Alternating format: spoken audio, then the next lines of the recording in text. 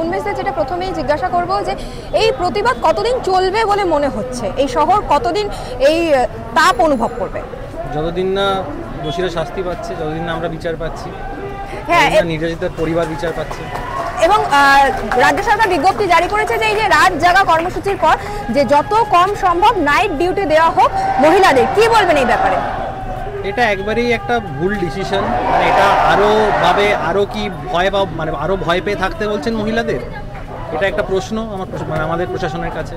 এবং গতকাল যে ঘটনাটা ঘটলো, ফুটবল প্রেমীদের ওপর যেভাবে লাঠিচার্জ করা হলো, এই বিষয়ে কি বলবেন? কারণ এটা একটা সামাজিক ঘটনা, পুরোপুরি রাজনীতির বাইরে সকলে প্রতিবাদ করতে নেমেছে। একদম মানে মানুষ এটা বুঝিয়ে দিয়েছে যে আমরা যতক্ষণ না বিচার পাচ্ছি ততক্ষণ আমাদেরকে দমিয়ে রাখা যাবে না, যে কোনো আন্দোলন যে কোনো ধারা দিয়ে দমিয়ে রাখা যাবে না।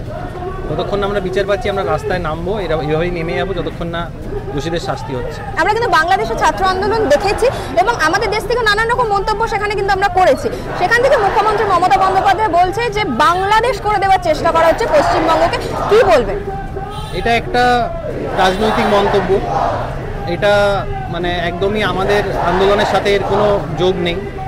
আমাদের আন্দোলনটা আলাদা। আমাদের আন্দোলনটা হচ্ছে যে ঘটনাটা ঘটেছে, যে নির্মম অত্যাচার হয়েছে, সেটার বিরুদ্ধে আমাদের লড়াইটার সাথে ওরকমভাবে ওই বাংলাদেশে যেরকমভাবে রাজনীতি মেলালে চলবে না। হ্যাঁ, এবং শাসক দলও সেখানে কিন্তু রাস্তায় নামছে, তো সেই মানে তার বিরুদ্ধে বা তার ইয়েতে কি বলবেন যে শাসক দলও কিন্তু রাস্তায় নামছে, তারা বলছে যে আমরাও এর প্রতিবাদ করছি? এটা মানে ওই অনেকটা ওই সেম সাইড করার মতো আর কি ব্যাপারটা। ফুটবলে সেম সাইড যে ব্যাপারটা হয়, শাসকই শাসকের এগেনস্টে নামছে। তার কি সেই যদি রাবণ মানে জিজ্ঞেস করছে যে মানে সীতাহরণ কে করলো আর কি,